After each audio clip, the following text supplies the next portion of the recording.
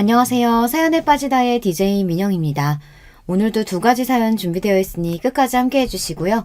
구독과 좋아요 버튼도 눌러주세요. 그럼 오늘의 사연 함께 시작해 볼게요. 안녕하세요. 저는 추리소설 작가가 되고 싶어하는 작가 지망생이에요. 나이는 만으로 45살이고 두 아이도 키우는 주부이자 엄마이지만 지금은 치열했던 시기를 지나 시간적으로 여유가 되고 보니 뒤늦게 작가라는 꿈을 갖게 된 사람이죠. 지망생이라고는 하지만 아직 저에게 변변한 작품은 없답니다. 요즘 책을 읽고 서평이나 간단한 글을 쓰면서 습작을 하고 있어요. 그러던 차에 문득 제가 구독하고 자주 보는 여기 유튜브 채널에서 사연을 모집하고 있다는 글을 보았어요. 좋은 기회라고 생각하고 이렇게 제 이야기를 쓰게 되었습니다. 제 사는 이야기 한번 들어봐 주시겠어요? 제 이름은 규원이입니다. 어느 곳에서나 제 이름은 남자로 착각하는 경우가 어려서부터 종종 있었어요. 어릴 때 반 남자애들이 제 이름이 남자 같다는 이유로 놀리기 일쑤였어요. 전 억울한 마음에 왜 딸에게 이런 이름을 지어줬냐고 엄마에게 물었죠. 아빠가 아들을 많이 바라셨는데 태어난 네가 딸인 거 알고도 중성적인 이름을 지어주신 거야. 이렇게 말씀하셨어요. 그런데 이름만큼이나 제 성격 자체도 여성적이지는 못해요. 아주 이성적이고 감정을 자제하는 면이 우리 아버지를 많이 닮았다는 말씀을 많이 듣고 자랐죠. 제 생각에도 전 다른 여자들보다 감정을 자제하고 이치에 맞는 행동을 추구하는 점이 좀 남다르다 싶어요. 달달한 연애 드라마보다는 반전과 복수가 살아있는 드라마나 소설이 제 취향이고요. 그래서인지 어릴 때부터 저의 장래 희망은 검사였습니다. 나쁜 놈들을 법으로 처단하는 검사는 너무 냉철하고 지적으로 보여 제 꿈이었어요. 우리 아버지는 사회학과 대학 교수셨는데요. 어린 저에게 판검사가 딱 어울린다면서 제 꿈을 지지해 주셨습니다. 아버지는 완벽주의적 성격을 가진 분이셨어요. 우리 집은 이런 아버지 때문에 늘 먼지 하나 없이 반질반질하고 청결한 상태를 유지했고 전 어디서나 사람들 앞에서 항상 예의 있고 반듯한 모습으로 있어야 했어요. 학교 성적은 당시의 학창시절만큼이나 탑을 유지해야 한다고 강요하셨어요. 그리고 실수를 조금이라도 하면 자식이라거나 어린 나이라고 해도 용납해 주시지 않았어요. 아버지가 강의 자료나 책을 집필하시는 일을 전 국민학교 때부터 도와드렸는데요. 사실 10살 남짓한 아이가 글을 쓰다가 오타를 쓸 수도 있잖아요. 하지만 아버지는 심한 때는 손바닥 맴매를 할 정도로 엄하게 혼내셨습니다. 그런 환경에서 자라서인지 저는 늘 학교에서는 모범생이었고 아버지만큼이나 완벽주의 성격을 닮아갔습니다. 아마도 아버지와 저로 인해 가장 고통받는 분은 엄마가 아니셨을까 싶어요. 우리 엄마는 동화작가셨어요. 엄마는 감성이 풍부하셨고 자식인 저를 늘 따스하게 감싸주며 사랑을 표현해주시는 분이셨죠. 그런데 냉정한 성격에 감정 표현에 무뚝뚝한 남편에다 딸까지. 내 팔자가 그렇지. 상전을 2명이나 모시고 살아요, 내가. 사람이니까 이 정도 실수할 수 있는 거지. 그거 좀 실수하면 부녀가 다 파르르 하니 원. 아주 찔러도 피 한 방울 안 나올 사람들이라니까. 엄마는 이렇게 한탄하고는 하셨어요. 하지만 전 엄마가 아주 좋았어요. 제가 속을 다 드러내고 겪었던 일이나 감정도 다 털어놓고 말할 수 있는 사람은 바로 우리 엄마였거든요. 엄마도 하나뿐인 딸이 유일한 대화 상대라고 하시면서 우리 둘은 친구처럼 모든 이야기를 하는 베스트 프렌드예요. 엄격하고 차가운 아버지라고 해도 두 분이 사랑해서 저를 낳으셨잖아요. 자식인 제가 볼 때는 우리 아버지와 엄마는 남녀의 부부관계라기보단 동료에 가까워 보였거든요. 자식인 제가 부모님의 부부관계가 정확히 어떤 관계인지는 잘 모르겠어요. 그래도 이혼이나 별거 한 적 없이 70이 다 된 지금까지 별탈 없이 잘 살고 계신 것 보면 그저 평탄하게 가정을 잘 유지하고 사셨다고 말씀드릴 수 있죠. 저는 평범하고 공부를 곧잘 하며 학창시절을 보낸 뒤 중앙대학교 법학과에 진학하게 되었습니다. 제 꿈이었던 검사가 되기 위해 대학교에 가서도 흥청망청 놀지도 않고 사법고시를 준비했습니다. 그렇게 대학생활 4년에 휴학까지 3년까지 꼬박 7년을 준비했건만 제 노력에도 저는 번번이 낙방했습니다. 1차 시험 합격 후 같은 해 그리고 그 다음 해에 치른 2차 시험에 떨어지기를 2번, 그렇게 두 번째 2차 시험의 낙방 소식을 들은 12월의 겨울날 쏟아지는 한방눈을 맞으면서 저는 인생 처음으로 깊은 좌절감을 느끼게 되었습니다. 사람이 아무리 노력해도 안 되는 일이라는 게 있구나. 다시 1차 시험부터 사시 준비를 시작할 엄두가 나지 않는다. 이제는 그만둘 때가 됐나 보다. 그 길로 사시를 포기하기로 정하고 집에서 부모님께 말씀드렸어요. 난 우리 규원이가 얼마나 노력했는지 잘 알고 있어. 스스로 할 만큼 하다가 끝내는 마음 먹었다는 건 시작하는 것보다 어렵단다. 그동안 정말 수고했다. 앞으로 더 재미있고 좋은 일 찾아보자. 이렇게 제 얼굴을 쓰다듬으며 격려해 주시는 엄마와 달리 우리 아버지는 결과는 아쉽지만 수고했구나. 한마디를 하시고 서재에 들어가셔서 그날 저녁밥도 거르셨습니다. 아마 저만큼이나 아빠는 제 꿈에 거는 기대가 크셨고 그만큼 실망을 하셨을 거예요. 오랜 꿈을 접고 나서 대학교도 졸업한 마당에 무엇을 해야 하나 특별히 할 일을 잡지 못하고 시간을 보내고 있었어요. 그러다 보니 제 나이가 어느덧 28, 홍기에 들어서자 아버지는 제 신랑감으로 점찍어 온 남자가 있다고 했습니다. 그는 아버지의 휘문교교 동창으로 절친한 친구분의 둘째 아들로 중견기업에 다니고 있는 능력 있는 인재라고 아버지는 소개하셨어요. 결혼하지 않고 살 생각은 해보지 않았고 사귀는 남자나 마음에 담아둔 남자도 없었기 때문에 굳이 아버지의 제안, 아니 강요를 거절할 이유는 없었습니다. 단지 어른들의 집안끼리 남녀가 만난다는 사실이 좀 구닥다리 같아서 창피했다는 점 빼고는 말이에요. 어쨌든 어른들끼리 정하신 날짜에 전 단정한 정장을 입고 워커힐 호텔로 갔습니다. 약속한 1시에 늦지 않기 위해 집에서 1시간도 안 되는 가까운 거리이지만 더 일찍 나선 저는 택시를 타고 가던 길에 문자 한 통을 받았습니다. 그 문자는 만나기로 한 맞선남이 보낸 것이었어요. 안녕하세요. 오늘 만나기로 한 최영훈이라고 합니다. 죄송해서 어쩌죠. 급한 회사 일이 생겨서 지금 회사에 있습니다. 원래 만나기로 한 워커힐 호텔 말고 종로의 썸데이 카페에서 봐도 될까요? 전 약속을 중요시하고 특히 시간 약속은 강박에 가까울 정도로 정확하게 챙기는 성격이라 이때부터 맞선남에 대한 첫인상은 좋지 않았습니다. 피치 못할 사정으로 장소를 변경한다면 적어도 3시간 전에는 통보했어야 하는 것 아닌가요? 불쾌한 마음을 참고 행선지를 종로로 바꿔서 갔습니다. 카페에 가보니 맞선남은 이미 와서 저를 기다리고 있었어요. 저를 보자마자 자리에서 일어나서 허리를 굽혀 꾸벅 인사를 했습니다. 여기까지 오시게 해서 이거 초면에 실례가 많았네요. 최영훈이라고 합니다. 저희 아버지 친구분의 따님이시라고. 좋은 이야기 많이 들었습니다. 네, 만나서 반갑습니다. 저도 말씀 많이 들었어요. 영훈 씨는 네이비색 스트라이프 수트 정장을 입고 있었고 머리는 깔끔하게 빗어넘긴 멋있는 회사원의 모습을 하고 있었어요. 외모가 수려하다거나 매력이 넘쳐 흘러서 설렐 정도는 아니었지만 편안하고 인간적인 호감이 생기기에 충분한 사람으로 보였죠. 제 생각에 영훈 씨도 저를 보는 눈빛이 반짝인다거나 설레이는 느낌은 아니었던 것 같습니다. 그렇게 생각하면 여자로서 기분이 나빠야 하는데 저는 별로 아무렇지 않았습니다. 왜냐면 그 남자와 제가 애정이 샘솟아서 사랑으로 결혼하는 건 아니잖아요.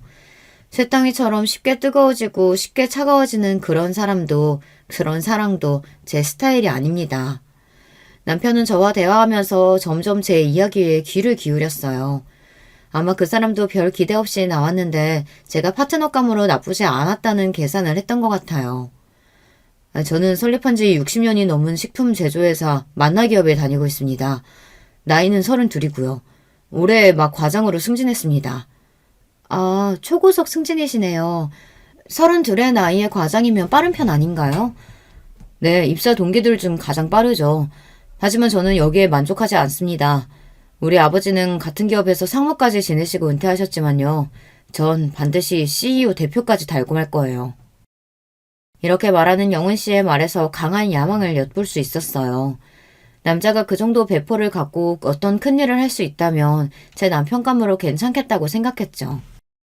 하지만 더불어서 왠지 그는 서툴고 치밀하지는 못한 성격이라고 생각했습니다. 자신의 능력을 과시한다며 이야기하는 회사에서의 무용담을 잘 들어보면 짜임새가 좀 부족했고 거짓이 아닐까 싶은 부분들이 보였어요. 규원 씨는 제가 만나본 여자분들과 좀 다르게 느껴지네요.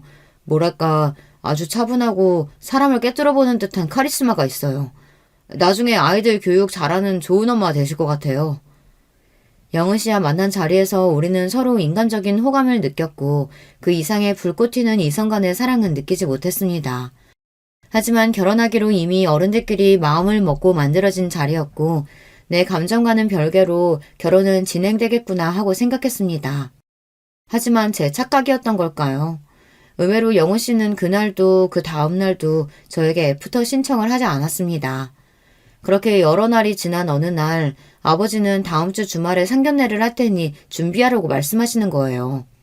아니 이런 법이 어디 있나요? 한 번 맞선 본 남자와 다음 약속이 상견례라니. 여러분은 이해가 되시나요? 아버지, 그 남자와 한 번 만났을 뿐이고 심지어 그 뒤로 애프터 신청도 없었고 우리 연락한 적도 없어요. 그런 사람과 바로 상견례라니 이건 납득이 안 되네요. 넌 그 남자가 싫으냐? 싫고 좋고의 말을 할 수 없을 정도로 모르는 사이예요. 모르는 사람과 어떻게 결혼 이야기를 하며 상견례를 할 수 있어요. 싫은 게 아니면 결혼해도 문제될 거 없지 않느냐. 너희들은 이미 결혼 예정하고 만난 것이니 상견례 한 주에 얼마든지 데이트하면 되는 일이고. 아버지의 말씀에 이상하게도 반박할 말이 없었습니다. 이럴 줄 알았으면 고시 공부하지 말고 연애라도 실컷 해볼 걸 처음으로 후회가 되었어요. 그렇게 그 맞선 남과의 두 번째 만남이자 상견례를 하게 되었어요. 우리 아버지와 영은 씨 아버지는 처음 만나자마자 부둥켜 안고 반가워할 만큼 가까운 사이였어요. 과거의 한 약속대로 우리가 사돈을 맺게 된다면서 참 좋아하셨죠. 하지만 상견례 분위기는 마치 이상한 연극과 같았죠. 가장 친하고 이 분위기를 주도해야 할 결혼 당사자인 저와 영은 씨는 뻘쭘하게 앉아서 간간히 가벼운 이야기만 서로 나누었어요. 그날 잘 들어갔죠? 미안해요. 제가 연락을 드렸어야 했는데 요즘 회사 일이 너무 바빠서 말이죠. 괜찮습니다. 다 큰 성인인데 당연히 잘 귀가했죠. 네. 그런데 취미는 어떻게 되세요? 독서요. 어쩐지 규원 씨 이미지가 지적이라서 그런 취미일 것 같았어요. 주로 어떤 책 읽으세요? 추리소설이나 범죄소설 좋아해요. 스티븐 킹이나 히가시노 게이고 아세요? 이렇게 결혼할 당사자가 하는 대화라는 게 처음 만난 사람같이 낯선 거였어요. 헌데 서로 낯설어야 할 양쪽 아버님들은 야 이 자식아 해가면서 너무 친밀하고 화기애애한 분위기였어요. 거기에 어머님들은 딱히 어찌할 할 바를 모르며 음식만 드시거나 어디 눈둘 데도 없이 불편해하셨습니다. 특히 영훈 씨 어머님은 정말 이상한 반응을 보이셨어요. 일단 저를 처음 보시자마자 그분은 얼어붙어 계셨죠. 그리고 쭉 찢어진 눈으로 한참을 제 아래의 위를 살펴보시고는 기가 차했습니다. 자신의 남편과 우리 아버지, 어머니를 모두 뚫어져라 보곤 자신의 감정을 억누르는 듯 했어요. 이후 인사하는 제 목소리를 듣고도 잠깐 멈칫하더니 불안한 반응까지 보였습니다. 저는 이분이 오늘 어디가 아프신가 싶어서 어디 불편하신가요? 말씀 주시면 도와드릴게요. 됐어요. 처음 만난 예비 며느리에게 과하게 쌀쌀맞은 반응이었습니다. 이렇게 기묘한 상견례 자리에서 어색한 결혼 당사자들과 불편함이 가득한 어머님들에도 불구하고 결혼식 날짜와 장소까지 일사천리로 잡혔습니다. 무려 2달 반 뒤에 급박한 날짜였지만 양쪽 아버지들의 추진력으로 결혼 준비는 빠르고 차질없이 이뤄졌어요. 영훈 씨와 데이트 10번도 못 채우고 우린 결혼을 했습니다. 하지만 우리 엄마는 결혼식 전날 제 손을 잡고 걱정 가득한 얼굴로 말씀하셨어요. 규원아, 아무리 아버지가 무섭다고 억지로 결혼해선 안 돼. 10번도 안 만난 남자에게 네 인생 맡기는 것이 난 아무래도 걱정되는구나. 저도 이런 결혼이 있나 싶게 어이없긴 해도 그래도 엄마, 그 사람이 싫거나 밉진 않아요. 인간적인 호감도 있으니 잘 살아볼게요. 너무 걱정 마요. 아니, 영훈이보다도 그 집 엄마 말이다. 상견례 때 봤을 땐 인상이 너무 아니더라. 반응도 좀 이상했고 말이야. 가뜩이나 시댁에서 시모 자리는 중요한데 그때 너를 보는 눈빛하며 말투가 마치 원수 보듯 한 게 말이지. 내 딸을 그런 집에 보낸다는 게 난 너무 꺼림칙하다. 번갯불에 콩 구워 먹듯 한 결혼이었지만 엄마의 걱정과 달리 결혼 생활은 평온했습니다. 전 남편이 회사에 간 사이 오전에는 집안일을 해놓고 오후에는 도서관에 가서 남편이 부탁한 자료를 찾고 검토해서 요약까지 해놨어요. 그리고 제가 좋아하는 책을 보다 근처 카페에 들려서 음악을 들으며 커피 한 잔을 하고 집에 돌아옵니다. 남편의 저녁 준비를 하다가 남편이 집에 오면 같이 저녁을 먹고 하루의 이야기를 하다 같이 잠이 듭니다. 이런 전업주부 생활이 전 안 맞는 옷과 같을 줄 알았는데 의외로 재미있고 마음의 평온함을 주는 생활이라 잘 적응하면서 지내고 있었어요. 제가 이해심이 깊고 성격이 무던한 편이라 같이 지내기에 편안하고 회사 일에도 많은 도움을 주고 있다며 남편은 고마워했어요. 남편은 그동안 만난 여자들이 감정 기복이 크고 변덕스러웠는지 저 같은 여자는 처음 본다며 변변히 신기해했습니다. 어느 날 남편 회식 자리에서 후배분이 제게 연락을 했습니다. 최 과장님이 너무 많이 취해서 사모님이 모시러 와주셔야겠다고요. 차를 몰고 종로로 가보니 남편은 인사불성의 상태였고 저는 동료분의 도움으로 남편을 차에 태워 집으로 운전하는 중이었습니다. 남편은 잔뜩 취한 채로 제 손을 잡고 다른 여자의 이름을 부르기 시작했습니다. 소영아 보고 싶다. 미안하다. 그 여자가 누구인지는 모르겠지만 짐작은 할 수 있었어요. 남편이 저와 선을 보기 전에 이야기를 얼핏 들었기 때문입니다. 남편은 소영이라는 여자와 군대 다녀와서부터 사귀었고 많이 사랑하는 사이였다고 해요. 결혼을 약속할 만큼. 하지만 부모님, 특히 아버지께서 소영 씨의 집안에 문제가 많다며 반대하셨다고 합니다. 그리고 정해놓은 혼처를 강요하며 억지로 맞선을 보게 했습니다. 그 맞선녀가 바로 저였고요. 저와 맞선 보러 나갈 때 처음에는 앙심을 품었다고 했습니다. 이 맞선 자리를 깽판치고 맞선녀에게 무례하고 불쾌하게 굴어서 아버지에게 반항하겠다고. 그런데 저를 보고 왠지 그럴 수 없었다고 합니다. 자신의 속을 꿰뚫어보는 듯한 제 까맣고 깊은 눈을 보면 왠지 순한 양이 되는 기분이라고요. 그리고 대화를 할수록 좋은 여자인 것 같은데 괜히 상처 주기 미안했다고 했어요. 하지만 자신의 마음이 정리되지 않았기 때문에 저에게 애프터 신청은 못했다고요. 저는 그렇게 깊은 연애를 해보지 않아 이런 질척이는 관계와 마음을 이해하기는 어려웠지만 남편은 자기 나름대로 속상하고 힘들었을 거예요. 하지만 술에 취해서 다른 여자의 이름을 부르는 건 얄미워서 옆구리를 콱 꼬집어주고 나서 집에 눕혔습니다. 다음날 잠에서 깬 남편이 나 어제 술 먹고 어디 부딪혔어? 옆구리가 너무 아프네 했을 때 혼자 킥킥대고 웃었죠. 결혼생활 1년 만에 첫 아들을 낳았고 1년 뒤에는 둘째 딸을 출산하고 연년생 아기들을 키우면서 저는 많이 바빠졌습니다. 나는 우리 엄마처럼 무한한 사랑을 베풀지는 못할 거라고 생각했는데 아이를 낳아 키워보니 의외로 전 모성애가 강한 여자임을 알게 되었어요. 자식이 먹는 것만 봐도 배부르다. 눈에 넣어도 아프지 않을 만큼 이쁘다. 이런 말이 그냥 하는 말이 아니라 정말 제 심정이 꼭 그랬습니다. 아이들이 하는 일이면 자잘못을 따지지 않고 그저 예쁘고 그저 봐주고 싶은 마음이 가득했으니까요. 냉철한 제가 이럴 줄은 정말 몰랐어요. 출산과 육아는 정말 놀라운 경험인 것 같아요. 그때부터 저의 인생은 아이들뿐이라고 해도 과언이 아니었습니다. 어차피 남편은 회사에서 성공하는 야망을 가진 남자로 평일에는 밤늦도록 회사에 있고 주말에는 윗사람들에게 잘 보이기 위해 그들을 따라 골프며 등산이며 다니느라 바빴습니다. 그리고 이 남자에게는 부성애 같은 것은 없어 보였어요. 우리 아이들과 잘 놀아주거나 교육에 관심을 갖지 않았거든요. 다른 집 여자들은 이런 얘기를 들으면 서운하겠다, 남편에게 바가지라도 긁어봐라 이렇게 이야기했지만 저는 아무렇지도 않았습니다. 이 남자가 가정적이고 애들을 살뜰히 챙길 만한 위인이 못 된다는 것을 임신 초기에 깨달았기 때문이에요. 제가 입덧이 심했던 임신 3개월 때의 일이 생각나네요. 저는 원래 식탐이 없고 평생 소식하던 사람인데 입덧 때는 갑자기 음식이 안 먹히다가 또 갑자기 음식을 한꺼번에 많이 먹는 이상한 경험을 했습니다. 여보, 일주일 동안 음식이 안 먹혀서 물밖에 못 먹었는데 갑자기 오늘 새벽부터 아구찜이 너무 먹고 싶어요. 퇴근할 때 회사 근처 단골집에서 포장해 줄 수 있어요? 남편이 회사에 있을 때 전화해서 이렇게 부탁했어요. 나 오늘 회식이라 안 되겠어. 회식 끝나면 거기 가게 문 닫을걸? 당신이 회식하는 중간에 나가서 포장해 오면 되지 않겠어요? 내가 먹고 싶다기보다는 뱃속에 아이가 먹고 싶은 것 같아요. 자기가 먹고 싶으면서 애기 핑계는. 그냥 참으면 안 돼? 아구찜이 뭐라고. 모냥 빠지게 회식하는 남자가 중간에 나가서 마누라 걸 사가겠어? 남편은 이렇게 단칼에 거절하고선 그날도 술이 떡이 돼서 밤늦게 귀가했습니다.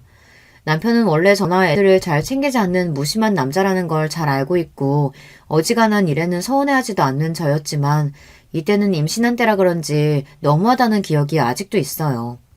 남편은 그저 열심히 일하고 돈을 벌어오는 가장일 뿐 남편의 역할도 아버지의 역할도 잘 하지 못한 사람이었습니다. 그리고 사실 남편이 회사에서 일하는 성과의 절반은 제 몫이라고 생각합니다. 남편이 회사에서 CEO까지 오르겠다는 야망에 비해서 가진 능력은 부족한 사람이었어요. 머리를 잘 굴려서 전략을 갖고 계획적으로 일을 하지도 못했고 사람들을 카리스마 있게 통솔하는 능력도 없는 사람이니까요. 제가 생각했을 때 유일한 능력은 눈치가 빠르고 윗사람들에게 자신을 숙이고 아부를 잘한다는 것일까요? 물론 이것도 회사에서 성공하는 데에는 중요한 덕목입니다.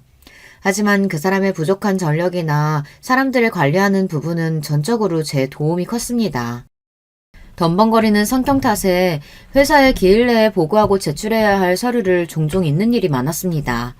신혼 때는 그런 남편의 심부름으로 자주 회사에 가야 했어요. 이젠 아예 제가 회사의 중요한 서류는 따로 제 USB에 복원하거나 클라우드 공용 서버에 넣어놓고 있다가 남편이 필요할 때마다 바로 회사 메일로 전송해 주었습니다. 남편은 문서를 카테고리별, 날짜별, 중요도 순으로 정리하는 법도 몰라서 제가 다 정리해서 자료를 관리하고 있을 정도였으니까요. 오래된 중요한 자료는 남편 스스로 찾지도 못하고 제가 찾아주어야 했습니다. 정말 비서가 따로 없죠.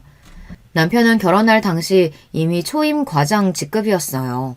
과장 이상이 되면 실무 능력만큼이나 부하 직원을 관리하는 능력이 점점 중요해집니다. 남편은 밑에 사원 대리급과 마찰이 생길 때마다 감정적이고 급하게 처리하려는 경향이 강했어요. 그럴 때마다 제가 진정시키고 중재자로서 그들에게 이렇게 대하라고 조언을 해줬습니다. 막상 내 말대로 해보니 부하 직원들은 점차 남편에 대한 반감을 거두고 지시를 잘 듣게 되었습니다. 그리고 부서에서는 남편이 부하 직원들 통솔을 잘한다며 인사고과를 잘 받을 수 있었죠. 그래서 하루에도 여러 차례 전화를 걸어오는 남편은 저에게 회사에서 일어난 이런저런 이야기를 하며 저에게 조언을 구하고는 했어요.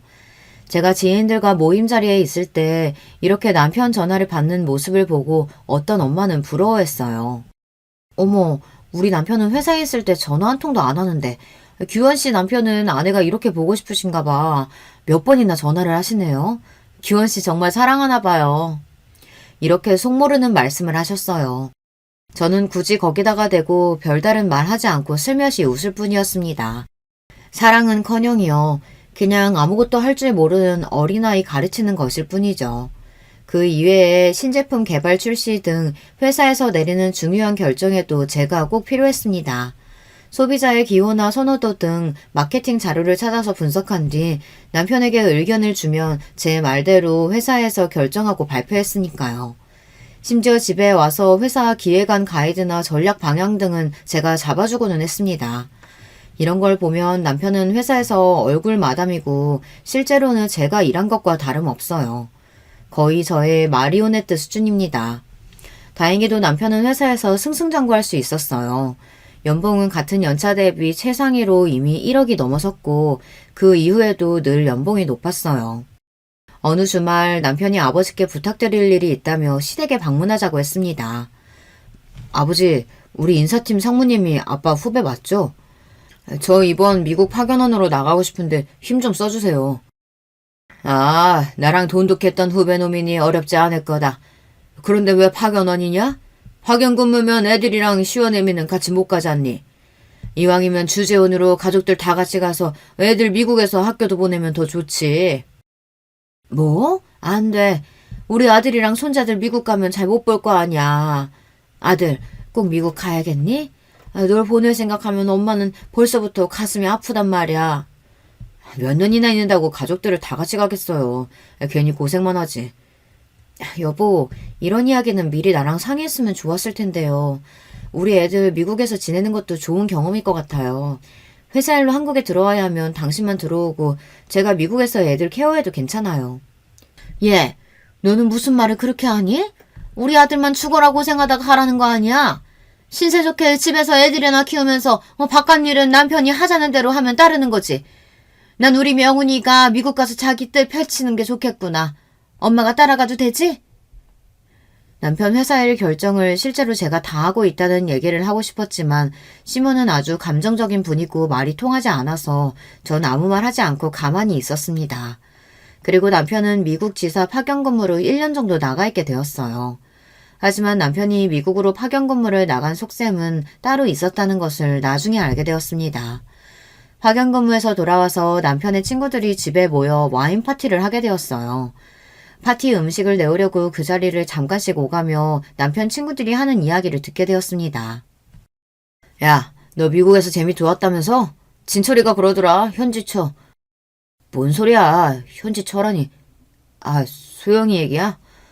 소영이가 미국에 있는 법원에서 몇 년 일하고 있다고 해서 나도 해외 근무 핑계대고 같이 가서 지냈지. 회사 커리어도 쌓고 자유롭게 소영이랑도 지내고. 이 자식 그렇게 좋았냐? 신소영, 그 여자의 이름을 여기서 다시 듣게 되다니. 남편이 미국에서 근무한 이유가 예전 여자랑 지내기 위해서였다니. 그 사실을 알고는 배신감에 몸이 떨렸습니다. 파티가 끝나고 저는 남편에게 가서 조용히 이야기했어요. 지나간 과거는 용서해줄게. 첫 딸린 네가 신나게 그 여자랑 즐긴 그 1년도 말이야. 앞으로도 그 여자랑 만나서 내 애들 아빠가 불륜남이라는 게 알려지면 난 용서 안 해. 그 여자랑 정리하고 그 증명을 해와. 내가 직접 그 여자 만날 수도 있어. 그리고 무슨 일이든 할 거야. 내 성격 알죠? 남편은 처음 보는 저의 무서운 협박에 적지 않게 놀란 것 같았어요. 다음날 저는 최 과장의 미국 지사 근무, 미국의 현지처와 동거하기 위해서 라는 제목으로 글을 써서 남편의 메일로 보냈습니다. 회사 사내 게시판에 이거 올리면 재밌겠죠? 신소영과 관계는 끝났나요? 라고 덧붙여서 말입니다. 이러자 남편은 겁을 먹고 생각보다 빠르게 신소영과의 관계를 정리했던 것 같습니다. 남편이 결혼하고 싶은 여자이고 그렇게 많이 사랑했다고 들었는데 고작 이 정도 협박으로 정리를 하다니 좀 신기하기는 했어요. 역시 남녀간의 사랑이란 참 덧없구나 싶고 대단한 사랑이 아니라 그저 불륜이었을 뿐인 건가 싶어서 비웃음이 나더군요. 제가 말씀드렸잖아요. 남편은 그렇게 치밀하지 못하다고요. 자기가 하는 거짓말들을 제가 다 속아 넘어갈 거라고 생각하니 어이가 없었어요. 밖에서 여자애는 술집 가서 놀고 오는 건 이미 알고 있고요. 그렇게 한번 놀고 오는 거 정도는 별소리 없이 넘어가 줬을 뿐입니다. 그리고 그 남자는 자신의 커리어와 인생을 희생할 만큼 누군가를 깊이 사랑할 만한 위인이 못 된다는 것을 아내인 제가 알고 있어요. 남편이 바람 폈다는 일은 그래도 제가 감당할 수 있었어요. 결혼 생활 동안 감당하기 힘들었던 사람은 바로 시모였습니다. 사람이 누군가를 너무 미워하면 우린 그렇게 생각하잖아요. 상대방이 그만큼 미워할 짓을 했을 거라고요. 그런데 제가 당해보니 전혀 아닌 경우도 있더라고요. 시모는 그냥 저를 처음 봤을 때부터 못 볼 것을 본 것처럼 놀라고 소름끼쳐 했습니다. 제가 입을 여니 더욱 저를 뻔히 쳐다보면서 그냥 제가 싫다고 하네요.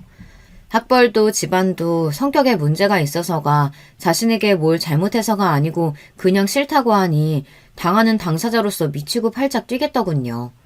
그리고 감정미복이 널뛰고 저만 보면 히스테리를 부리니까 저는 시모를 대하는 일이 너무 어렵고 힘들었습니다. 어머님, 이번 돌아오는 생신 때는 뭐 드시고 싶으신 거 있으세요?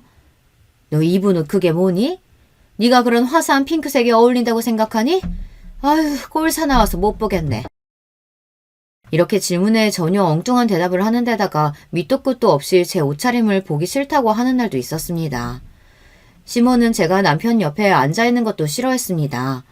남편 옆에 제가 있으면 그 사이를 비집고 들어와서 자기가 앉거나 남편을 불러내거나 아니면 저에게 다른 일을 시켰어요. 그래서 전 시댁에 가면 무조건 따로에 혼자 앉아있는 것이 편합니다. 절 잡아먹을 것 같이 구는 시모도 싫고 남편 옆에 있으면 못 살게 구니까요. 시부는 그래도 말이 통하는 이성적인 분이십니다. 며느리 사랑은 시부라고 하더니 이 집안에서 따스하게 대해주시는 분은 시부뿐인 것 같아요. 시모가 구박하면 조용히 제게 와서 손을 잡고 미안하다 아가. 내가 부덕한 탓이구나. 하고 저를 위로해 주셨어요. 왜 시부가 미안하다고 하는지 이해가 안 갔지만 누군가 내 편이 있다는 일이 이렇게 든든한지 미처 몰랐죠. 시부는 남편과 시모 몰래 저를 챙겨주시는 부분도 많았습니다. 생일이나 기념일에 꽃바구니를 배달시켜 주시고 아무 날도 아닌데 저만 보면 용돈을 자꾸 주시려고 해요. 아마도 히스테리 부리는 시모를 견디는 며느리가 남편 내조 잘하는 며느리가 이뻐서일 거라고 추측해봅니다. 하지만 시부에게도 이상한 부분이 있었습니다. 어느 날 시댁에 저 혼자 남아서 집안 곳곳을 구경하고 있었어요. 시부의 서재에는 많은 책들이 책장을 채우고 있었고 책을 좋아하는 저는 그곳을 한참 보다 어떤 여자 사진을 발견하게 됩니다.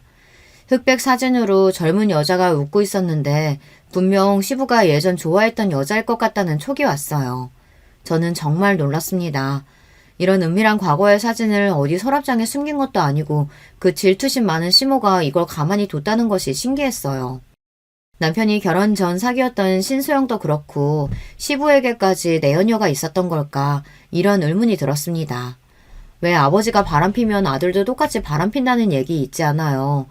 그래서 혹시 시부가 그 과거의 연인을 지금까지 만나는 걸까 의심을 했죠. 하지만 시부는 바람까지 가지는 않고 아직까지도 그 연심을 간직하고 있던 것이었어요. 바람피고 다니는 남편에 비하면 시부는 순수한 순정남이네요.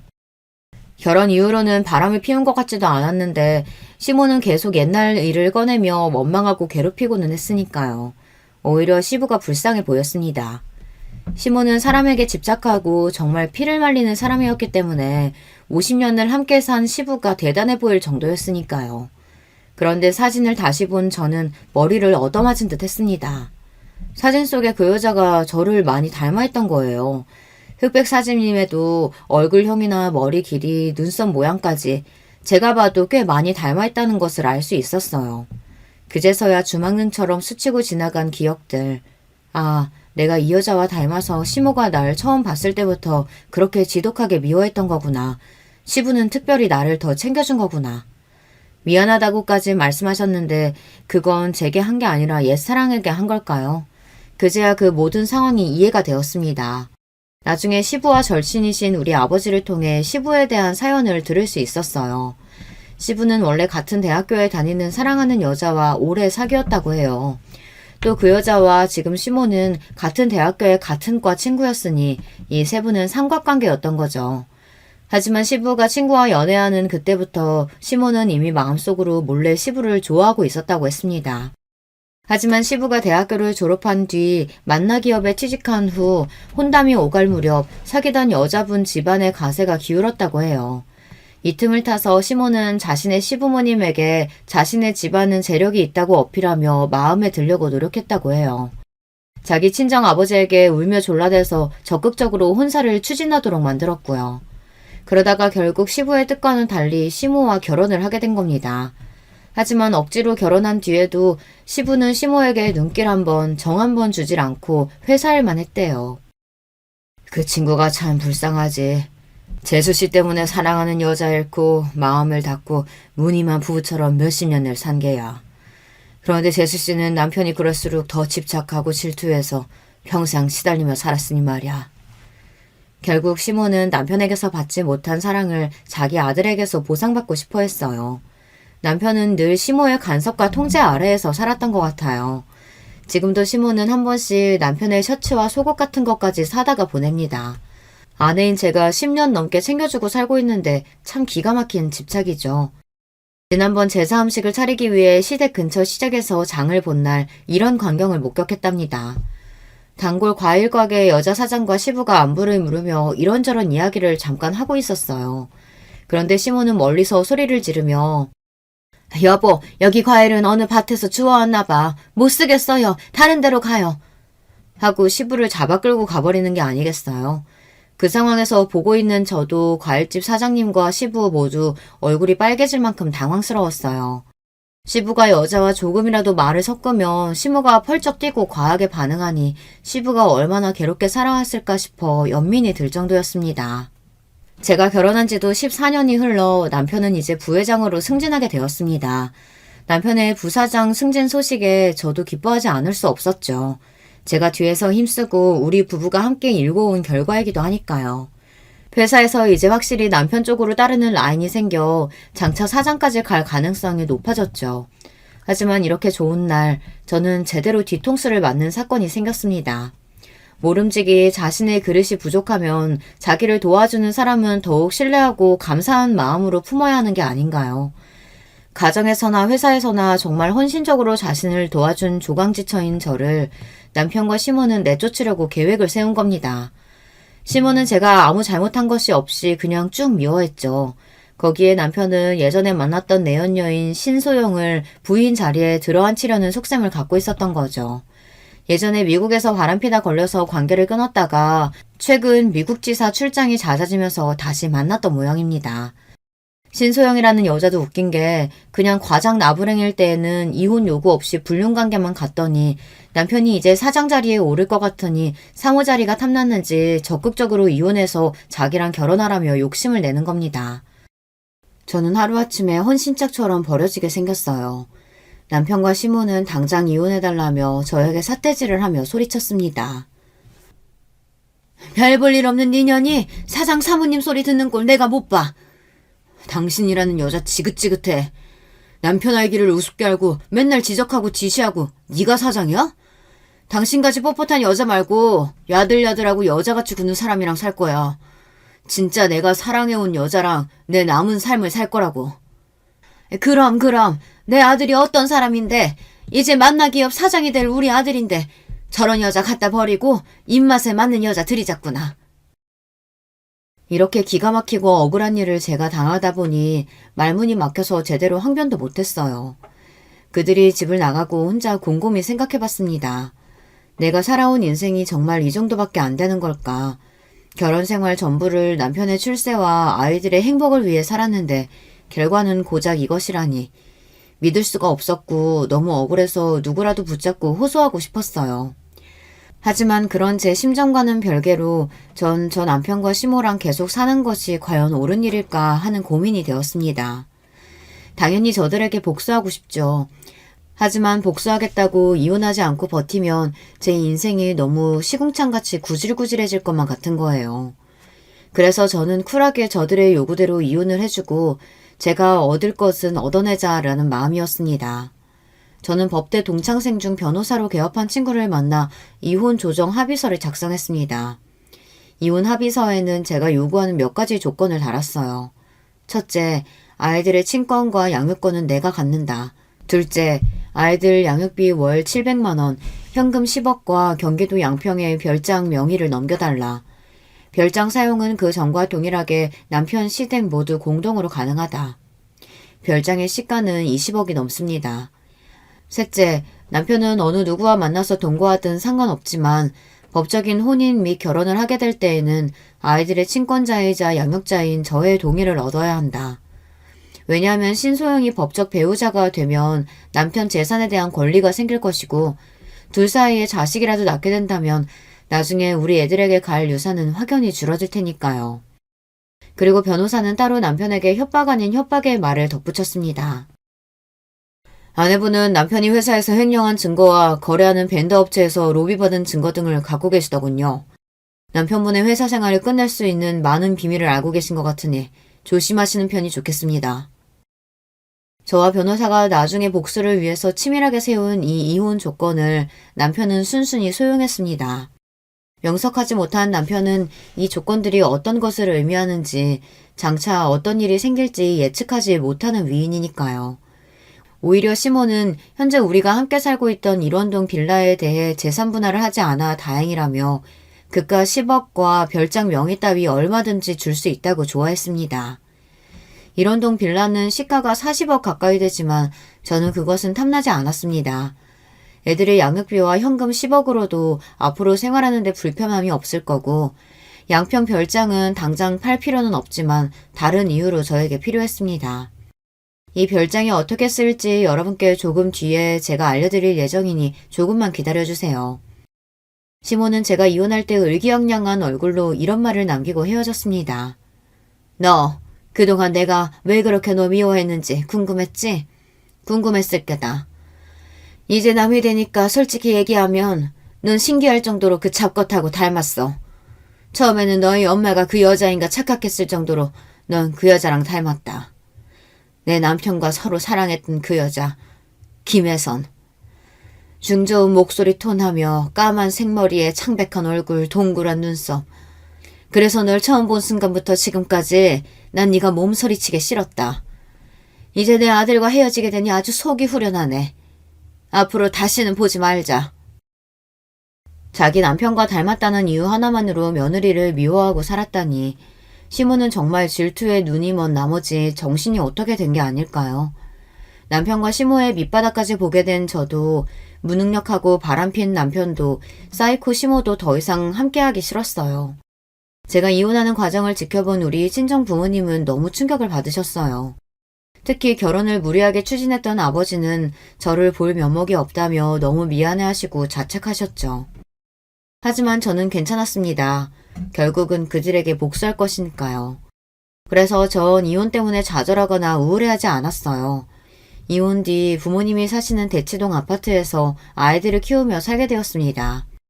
아이들은 제가 열심히 뒷바라지하고 교육한 만큼 성실하고 또 공부도 잘하며 심성이 반듯하게 잘 자라고 있어요.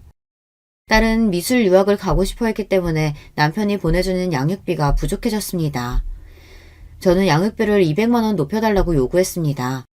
하지만 남편은 이를 거절했고 너랑 애들 쓸 양육비도 이젠 아까워서 안 줄 거야. 억울하면 소송 걸어봐 어디. 우리나라 법상 아무리 이혼합의 조건으로 양육비를 약속했더라도 안 보내면 어떻게 할 수단이 별로 없습니다. 압류 등으로 강요할 수가 없기 때문이죠. 아마 어디서 이런 이야기를 주워 듣고서 이렇게 버티는 모양인데 저는 자신의 핏줄인 아이들에게 대해 책임감까지 져버린 이 사람을 더 이상 용서할 수 없었습니다. 그리고 제가 갈고 있던 복수의 칼날을 이제 꺼내들기 시작합니다. 우선 남편의 회사 게시판에 익명의 제보글을 작성해서 올렸어요. 제목은 최 부사장의 도덕적 해이와 비리를 고발합니다. 포함된 내용은 남편이 회사에서 공금을 횡령한 내용이었습니다. 해외 출장 명목으로 개인적으로 여행하고 즐긴 회사 비용, 거래하는 벤더 업체에서 로비로 술자리 접대와 현금 및 금괴를 받았던 일들을 상세히 적었습니다. 그리고 사내 비서와 불륜한 일도 함께 제보했습니다. 남편은 저를 내쫓고 자기의 사랑이라던 신소영과 동거하면서도 회사에서는 비서와 놀아난 것입니다. 정말 말도 안 되게 저지른 사람입니다. 이것만으로 끝난다면 저의 진짜 복수가 아닐 거예요. 남편 회사의 사장님에게 익명으로 퀵 우편을 보냈습니다. 거기에는 우리 양평 별장에서 남편이 회사 임원들과 정부 관료들에게 로비로 접대하며 매춘부들과 놀았던 영상이 담긴 USB를 넣었습니다. 저는 사실 시댁의 양평 별장을 이용하면서 10년 전 몰래 CCTV를 설치해 여기에서 일어난 일들을 녹화하고 있었어요. CCTV를 달게 된 계기는 남편이 이 별장에서 내연녀를 데리고 와서 놀았던 것입니다. 나중에 증거나 협박 수단으로 쓰기 위해 달았던 것이 이렇게 지금 중요한 복수의 수단이 되었어요. 복수의 결과는 오래되지 않아 금방 나타났습니다. 남편은 제가 사장에게 CCTV를 보낸 그 다음날 바로 회사에서 잘렸거든요. 그리고 남편은 사내 게시판 제보로 자신의 파렴치하고 무능력함이 만천하에 퍼졌습니다. 회사에서 잘린 뒤 어느 기업에서도 남편을 써주지 않을 것이 명백했습니다. 남편과 시모는 사장 자리까지 생각했을 텐데 얼마나 실망하고 좌절했을까요? 제 복수는 하나 더 남았습니다. 제가 억울하게 쫓겨날 때 시부는 말도 안 되는 일이라며 저와 함께 슬퍼하고 원통해했습니다. 그리고 시부는 우리 친정아버지와 한잔하러 친정집에 들르실 때마다 늘 저에게 미안해하시고 따로 아이들 양육비를 챙겨주셨습니다. 술에 취해서 시부는 한 번씩 마음속 소망을 꺼내고는 하셨어요. 시모와의 황혼 이혼 말입니다. 제 복수로 남편이 회사에서 쫓겨난 과정의 일을 알게 된 시부는 이제 아내만이 아니라 아들에 대해서도 깊은 실망을 느끼시고 진지하게 이혼을 고민하셨습니다. 그리고 그 고민하시는 과정에서 우리 친정아버지와 제가 거들어서 결국 시부는 시모에게 이혼을 요구하고 그 집에서 나오셨습니다. 시부가 나오면서 시모는 자존심도 없는지 시부에게 매달려서 울고불고 난리였어요. 이제 와서 당신 왜 이래요? 우리가 함께 산 세월이 얼만데 제발 나 버리지 마세요. 난 그 50년 세월 동안 한순간도 당신을 마음에 담아둔 적이 없다는 거 당신도 알지 않소? 우리 앞으로 살 날이 얼마나 남았다고. 이제 각자 편하게 삽시다. 난 당신과 1분 1초도 함께 살 수가 없어. 아, 당신 이러는 게 결국 김혜선 그년한테 가는 거야? 당신이 아직까지 그 여자 마음에 품고 있는 거 내가 모를 줄 알아? 미친 소리 그만해. 그 여자는 죽은 지 10년도 더 됐어. 젊은 시절 사랑했던 일 하나 때문에 당신은 결혼 내내 나를 괴롭혔다고. 미저리같이 정신병자인 당신과 내 남은 하루도 함께 살고 싶지 않아. 그리고 시부는 매정하게 시모를 내치고 집을 나가버렸습니다. 남편은 회사에서 쫓겨나와 직업도 구하지 못하고 내연녀 신소영에게 버림받은 채 매일 술을 마시고 백수로 살고 있습니다. 술에 잔뜩 취해서 애들이랑 저에게 전화를 하고 있지만 우리 가족을 버리고 인생을 망가뜨린 남편의 술주정 따위는 들어줄 마음이 없어 차단하고 있습니다. 아무리 반성하고 후회하며 돌아온다고 해도 당연히 우리의 가족으로 받아들일 마음은 조금도 없고요. 시모는 시부에게 버림받은 뒤 반쯤 실성한 채로 다니던 교회나 모임도 안 나가며 집에서만 지내고 있다고 합니다. 저의 복수극은 이렇게 끝이 났습니다. 지금까지 제 사연을 들으신 여러분 어떠세요? 제가 너무 매정했던 걸까요? 이따금 제가 이렇게까지 남편과 식모에게 복수한 것이 후회가 되고 있어요. 너무한 게 아닌가 싶어서요. 하지만 아무 잘못 없이 하루아침에 내쳐진 저와 부모의 이혼으로 상처 입을 아이들을 생각하면 제가 한 복수는 통쾌했고 나쁜 인간들에 대한 벌이라는 생각도 들어요. 제가 쓴 글을 봐주신 여러분께 깊은 감사의 말씀을 드리며 전 여기에서 이야기를 마쳐볼까 합니다. 들어주신 모든 분들 안녕히 계세요.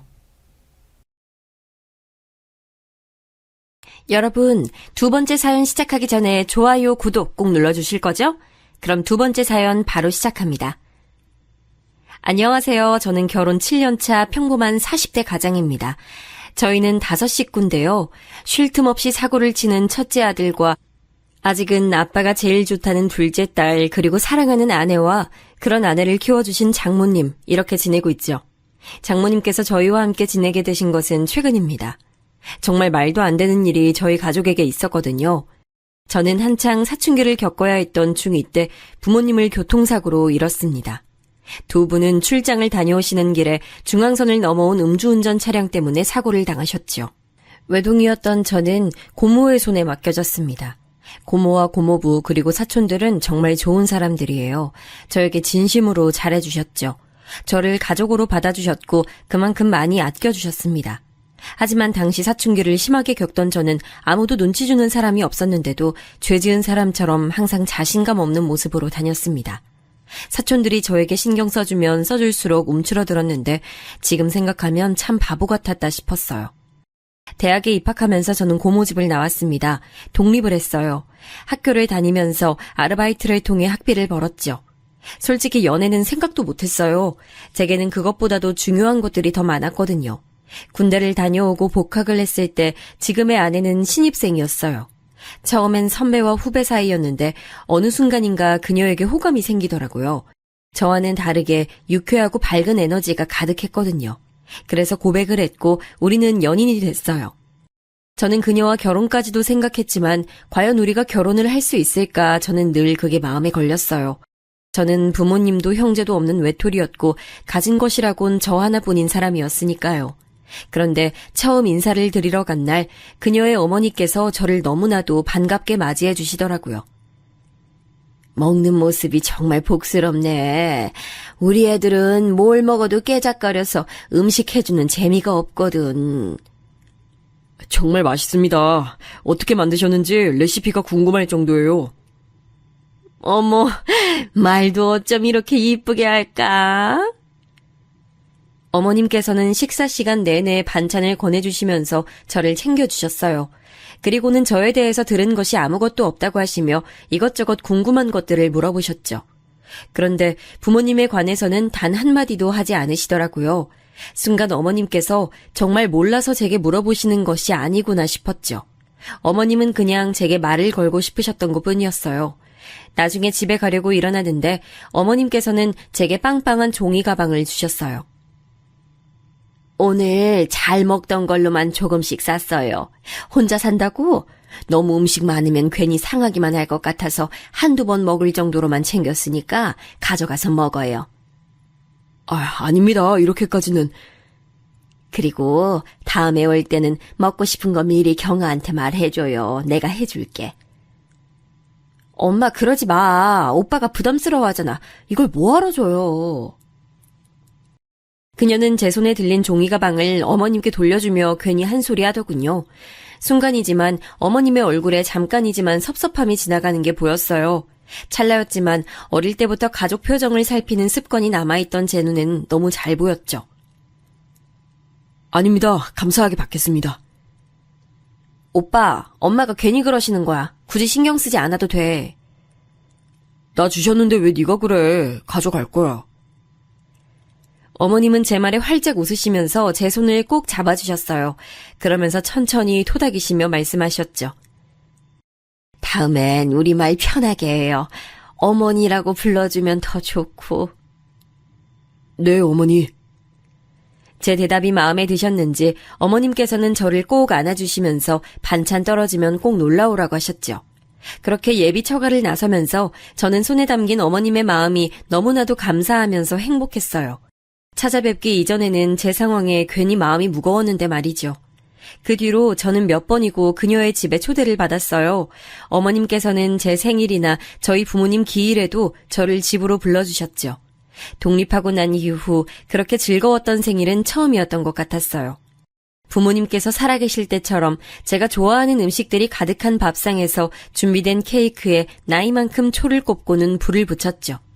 고모 집에서 있을 때도 생일은 챙겨주셨지만 가족끼리 케이크 촛불은 생각도 안 했거든요. 이건 사위가 아니라 아들이네 아들. 그러니까 이러다 우리 자리 뺏기겠어. 엄마, 어떻게 우리 다 오빠를 더 좋아하는 것 같아. 몰랐니? 너희 백을 데리고 와봐라. 내가 봤구나. 와, 말이 심하네. 어떻게 그래, 엄마?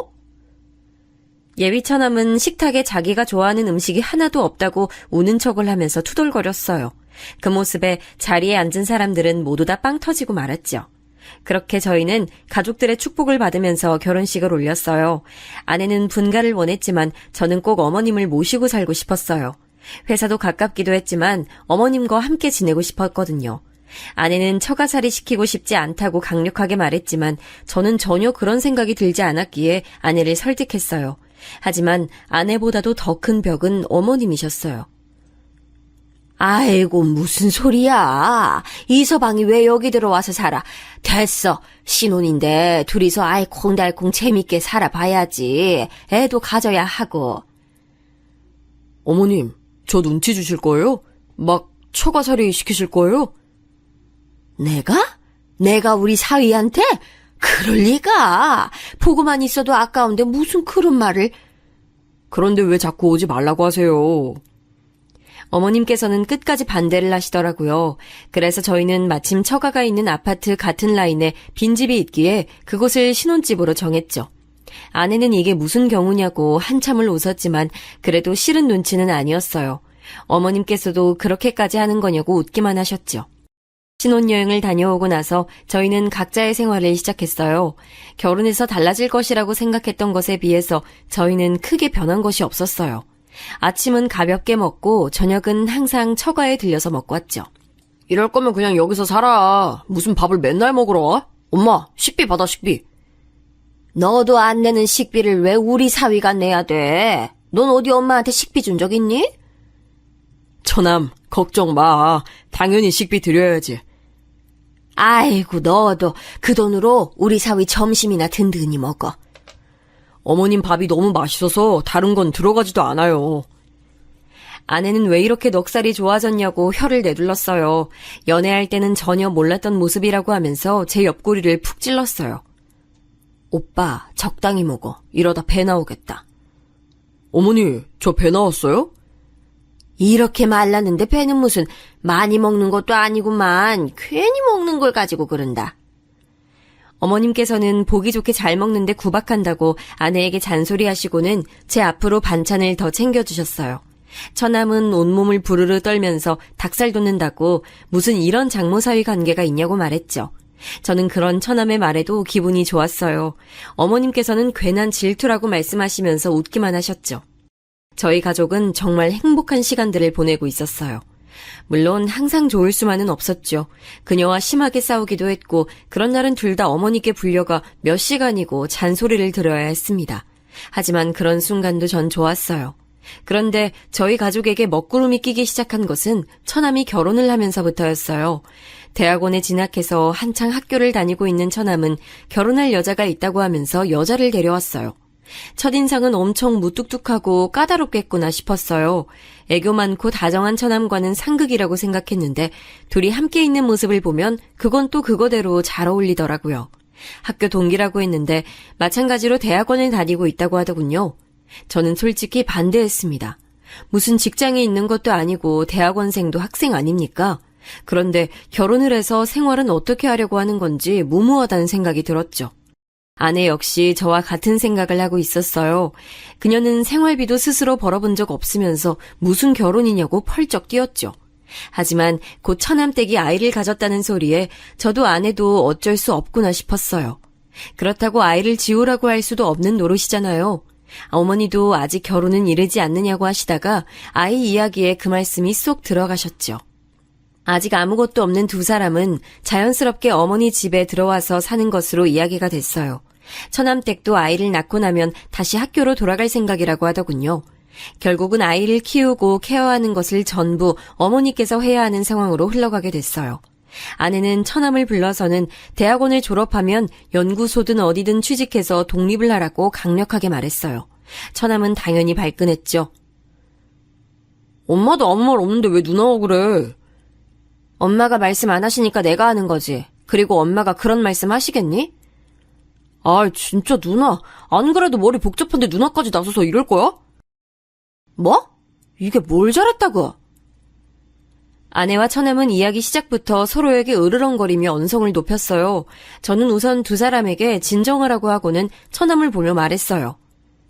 처남, 결혼하고 나면 이제 성인이잖아. 아이가 태어나는 일은 좋은 일이지만 아무리 그래도 처남도 처남댁도 그렇게 학교로 가면 아이를 키우는 일은 전적으로 다 어머니가 챙기셔야 하는데 어머니 연세도 생각해야지. 그건 저도 알죠. 그만큼 저희도 신경 쓸게요. 설마 엄마한테 애 맡기고 나 몰라라 그렇게 할 리가 있겠어요?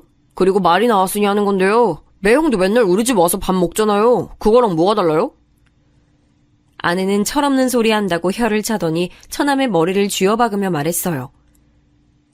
다르지. 우리는 엄마 집밥 뻔질나게 드나들면서 얻어먹긴 해도 그만큼 엄마한테 해드리잖아. 넌 이 사람이 하는 것처럼 할 수 있어? 처남은 가만히 생각에 빠진 얼굴로 저를 바라봤어요. 아내는 그런 처남을 더 몰아붙이더군요. 네가 분기별로 친구들이랑 여행 다녀오시라고 보내드리기라도 할 거야? 아니면 기분 전환하시라고 공연을 보여드리기를 해? 너 이 사람 반만큼이라도 하고 나서 그런 말을 해. 그건 아직 내가 공부 중이니까. 그러니까 아직 공부 중인데 사고는 왜 치냐고! 아내는 버럭 소리를 지르며 다시 대화를 원점으로 만들었어요. 처남은 그렇게 될 줄 알았냐고 반박했지만 처음에 비하면 많이 소리가 작아졌죠. 아내와 처남의 다툼은 그날도 아내의 승리로 끝이 났습니다. 처남은 공부를 마치는 대로 취직을 해서 독립을 하겠다고 하더군요. 저는 물론 그런 결심도 중요하지만 그 결심만큼이나 결혼 이후 어머니께 잘해드렸으면 좋겠다고 당부했어요. 처남은 잘 이야기하겠다고 했죠. 가족이 늘어난 것은 확실하게 티가 나더라고요. 저녁을 먹으러 가면 평소에 비해서 사람들이 북적거리는 느낌이 새롭게 다가왔죠. 어머니께서는 임신한 처남댁의 입덧까지 챙기시느라 평소보다 더 바빠 보였어요. 처남댁이 입덧이 심한 편이라 저녁을 따로 먹는다고 하더라고요. 그럼 어머니, 밥상을 따로 챙겨주세요? 원래 저 때는 음식 냄새만 맡아도 죽을 것 같은 거야. 나중에 경아 임신하고 나면 잘 봐. 나도 입덧이 심했던 사람이라 경아도 걱정이니까. 저와 어머니가 도란도란 이야기를 나누며 저녁 식탁을 준비하는데 처남댁이 얼굴을 내밀더군요. 아직 입덧이 심하다고 하더니 하얗게 질린 얼굴을 하고 있었어요. 안쓰러울 정도였죠. 저는 처남댁에게 많이 힘드냐고 물었어요. 그러자 처남댁은 얼굴을 잔뜩 일그러진 얼굴에 오만상을 쓰면서 미칠 것 같다고 대답했어요. 기분이 이상해요. 배는 고픈데 냄새만 나면 속이 뒤집힐 것 같고 아랫배도 불편하고 그러네요. 제 몸인데 제 몸이 아닌 것 같아서 자꾸 짜증도 나고요. 진즉에 알았더라면 아니에요. 처남댁은 많이 힘든지 속사포처럼 하소연을 쏟아내다가 화들짝 놀라며 입을 다물었어요. 저는 다음 말이 대충 짐작이 갔지만 못 들은 척했죠. 어머니께서 음식 냄새 나는데 그냥 들어가 있으라고 하자 처남댁은 기다렸다는 듯이 방으로 쏙 들어가더군요. 그 뒷모습을 바라보며 저렇게 어린데 아이를 낳고 제대로 키울 수는 있을까 걱정이 됐어요. 아마도 어머니께서 마음고생을 많이 하실 것 같은 느낌이 들었어요. 어머니 말씀처럼 처남댁의 입덧 시기가 지나갈 때쯤 아내도 임신 소식을 전했어요. 아내가 제게 이제 곧 아빠가 될 것 같다고 말을 해주는데 정말이지 다른 소리는 하나도 들리지 않고 오로지 아내의 축하한다는 말만 귓가에 맴돌았죠. 예상대로 가족들은 다들 뛸 듯이 기뻐해줬어요. 아내는 걱정했던 것보다도 입덧도 먹덧도 없는 편이었어요. 대신 잠이 많아져서 힘들어했죠. 차츰 아내 배가 불러오기 시작할 때쯤 처남댁은 어여쁜 여자아이를 출산했어요. 어머니께서는 첫 손주라 그러신지 기분이 묘하다고 하시더군요. 조리원을 나오자마자 처남댁은 복학을 하고 싶다고 말을 꺼냈어요. 어느 정도 예상은 하고 있었지만 이렇게까지 빠른 복귀를 원할 것이라고는 생각지 못했던 터라 가족들은 너나 할 것 없이 당황했죠. 죄송해요, 어머님. 어머님께 아이 맡겨두고 복학하는 게 이기적이라고 보실 수 있지만 지금 복학하지 않으면 시기적으로 계속 밀릴 것 같아서요. 처남댁은 학위를 빨리 따고 취직을 하겠다고 말하며 의욕을 불태우더군요. 결국 예상했던 것처럼 어머니께서는 황혼 육아를 시작하게 되셨죠. 한 가지 다행인 것은 아내가 몸이 무거워지면서 육아휴가를 내고는 함께 지낸다는 것이었어요. 얼마 후 아내는 튼튼한 남자아이를 출산했어요. 제게 아들이 생긴 것이죠.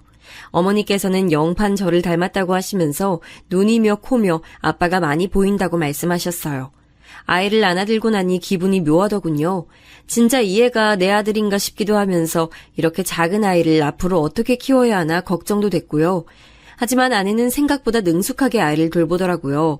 연습의 결과물이 아니겠냐고 말하며 자신 있어 하는데 저도 웃음이 나더군요. 집에 아이가 둘이 있다 보니 확실히 분위기가 변했어요. 몇 달 차이 나지 않는다고 해도 하나는 집을 걸어 다니고 있었고 하나는 이제 겨우 뒤집기를 성공했을 뿐이었죠. 그렇게 정신없는 와중에도 처남댁의 얼굴은 잘 보기가 힘들었어요. 실험이 바쁘다면서 외박을 종종 하더라고요. 덕분에 어머니께서는 잠도 제대로 주무시지 못한 채 밤늦게까지 아이를 돌봐야 했죠. 아내는 그런 처남댁이 마음에 들지 않는 눈치였어요. 저 역시도 같은 마음이었고요. 처남은 투자받은 실험이 있어서 일이 많아진 것은 어쩔 수 없지 않느냐고 했지만 이렇게까지 아이에게 관심이 없는 것은 너무 심한 처사가 아닐까 싶더라고요. 처남도 나름 고충이 있는지 아내와 처남은 이 일로 크게 다퉜어요. 처남은 자신도 중간에서 충분히 괴롭다고 말하면서도 자세한 이야기는 하지 않으려고 했어요. 아무리 물어도 부부의 일이라고만 했죠.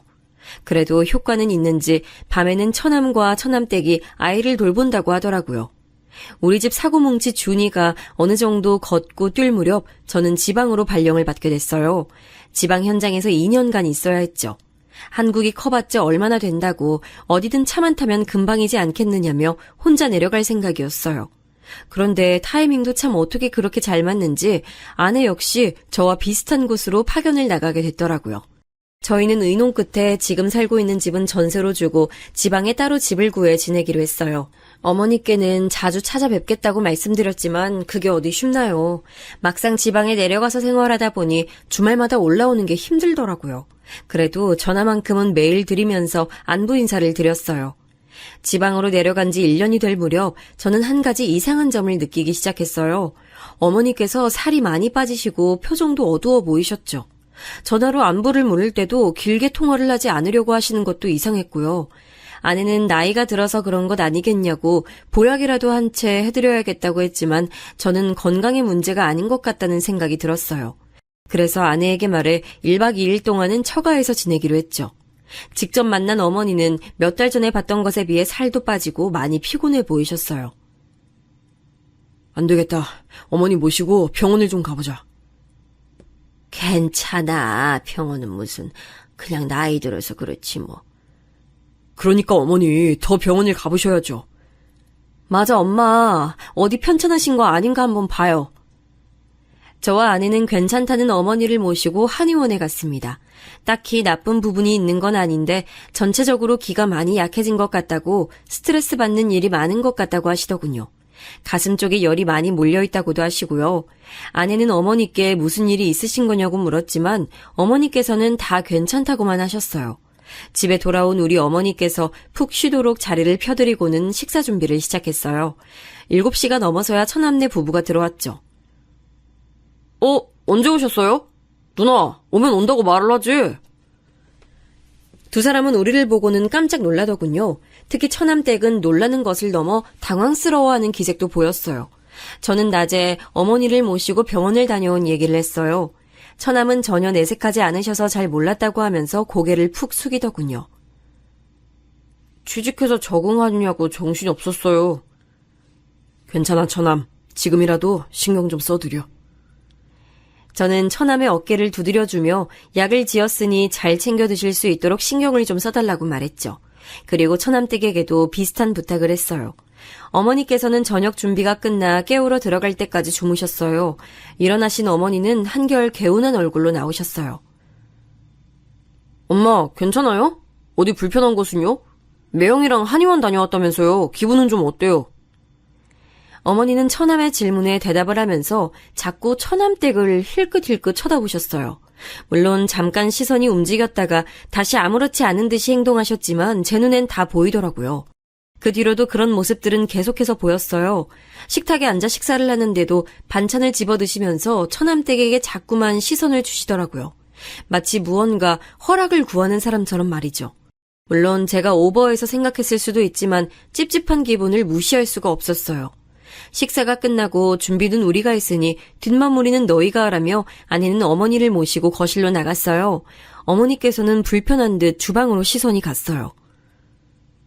어머니, 뭐 불편하신 것이라도 있으세요? 물이라도 가져다 드릴까요? 제 말에 어머니께서는 소스라치게 놀라면서 아무것도 아니라고 하셨죠. 아내 역시도 뭔가 이상하다는 것을 눈치채기 시작했어요. 뭘 그렇게 놀라세요? 내가 놀라기는 뭘. 어머니께서 말씀을 얼버무리셨어요. 곧 처남댁이 과일을 가지고 나오더군요. 그녀는 사과를 예쁘게 깎아서는 어머니께 드셔보시라고 내밀었어요. 어머니께서는 잠시 망설이다가는 잘 먹겠다고 말씀하시면서 과일을 받아 드셨어요. 그 순간이었습니다. 정말 잠깐이었지만 어머니께서는 처남댁과 손이 닿자 흠칫 놀라시는 게 보였죠. 저는 이 문제가 처남댁과 연관이 있겠구나 싶은 생각이 들었어요. 물론 제가 잘못 본 것일 수도 있지만 저녁 시간부터 줄곧 이상한 어머니의 행동에는 다 처남댁이 연관되어 있구나 싶었죠.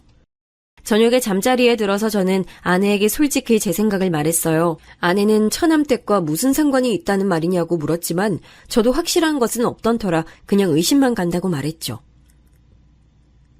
지금 심증만 있다는 거잖아. 무슨 범죄 드라마 찍어? 말 그대로 그냥 내가 보기에 그렇다는 거야. 근데 엄마는 괜찮다고 별일 없다고 하시잖아. 몇 번을 물어도 똑같이 대답하실걸? 그러니까 다른 방법이 필요하다는 거지. 저는 망설이다가 아내에게 CCTV를 집에 달아보는 것이 어떻겠냐고 물었어요.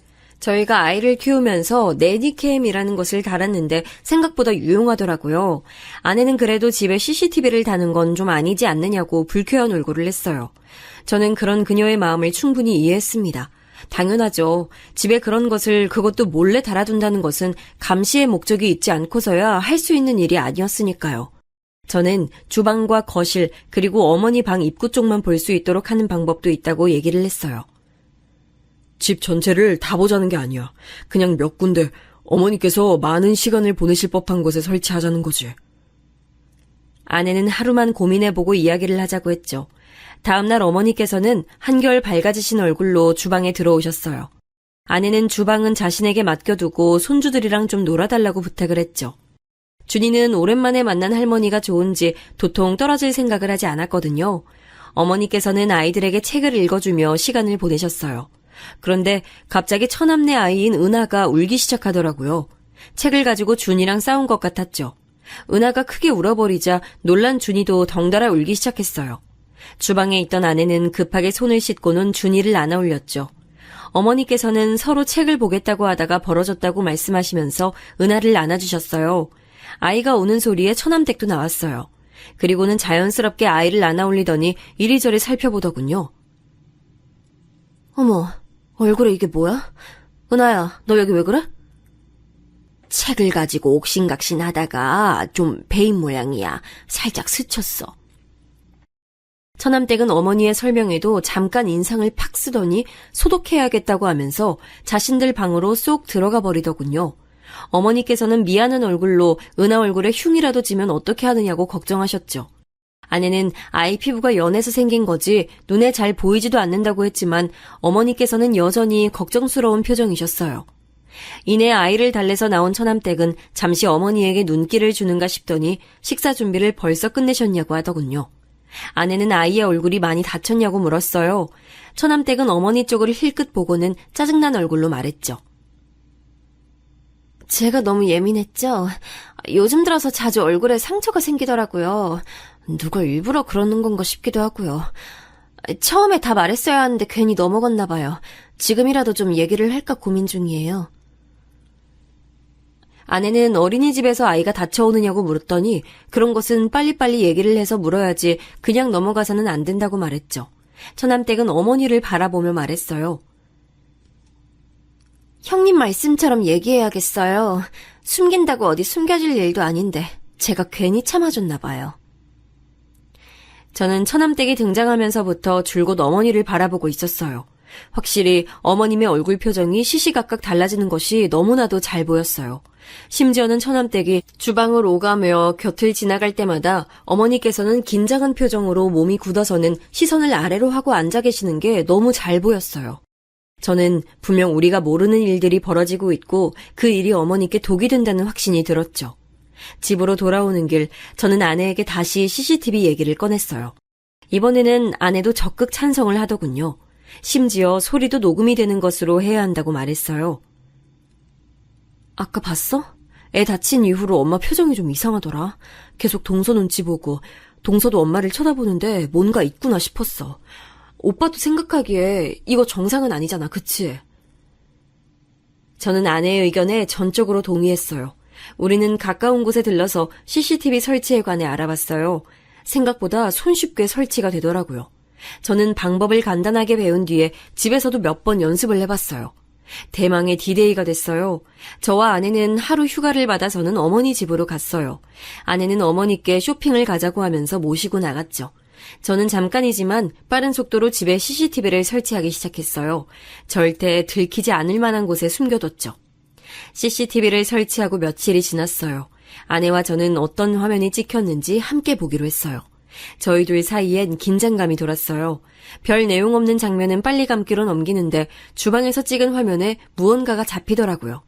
아내와 저는 플레이 버튼을 눌렀죠. 주방의 캠에 찍힌 것은 다름 아닌 처남댁과 어머니의 모습이었죠.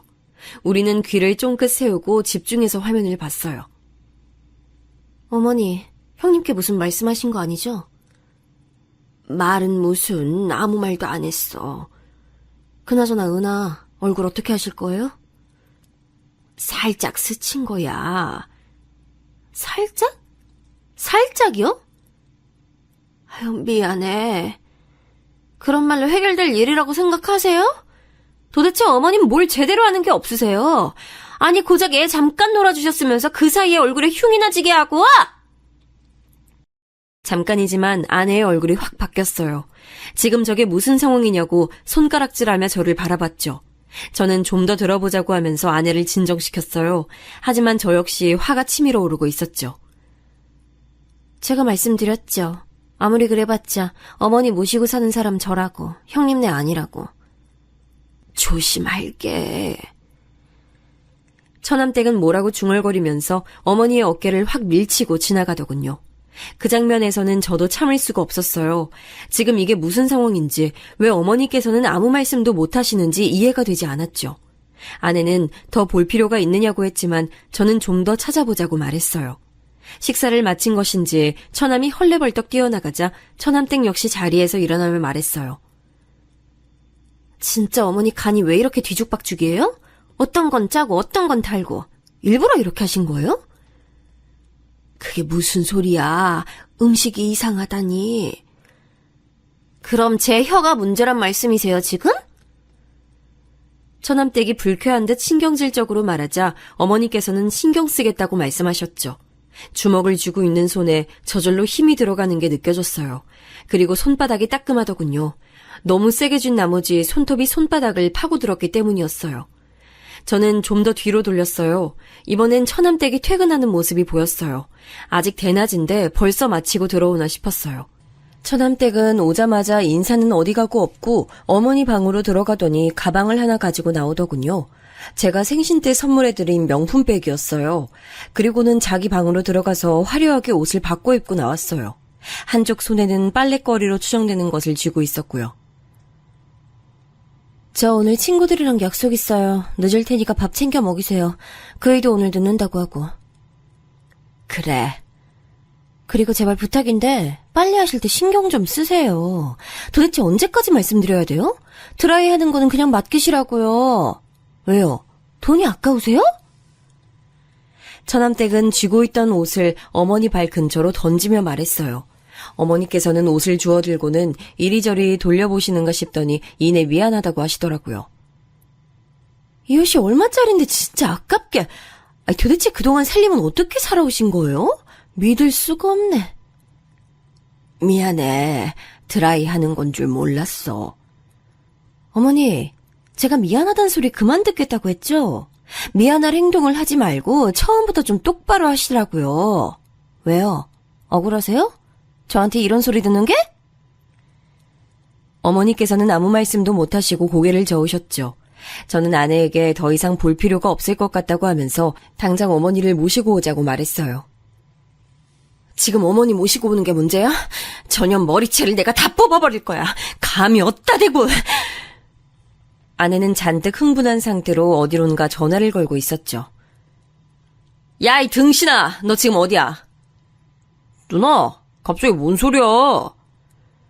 화가 잔뜩 난 아내는 처남에게 전화해 다짜고짜 소리를 질러댔어요. 처남은 영문도 모르고 이게 무슨 일이냐고 묻기만 했죠. 저는 급하게 아내에게서 전화기를 빼앗고는 처남에게 어디냐고 물었더니 집이라고 하더군요. 쉬는 날이라서 은하와 놀아주는 중이라고 말이죠. 처남댁 옆에 있어? 그 사람?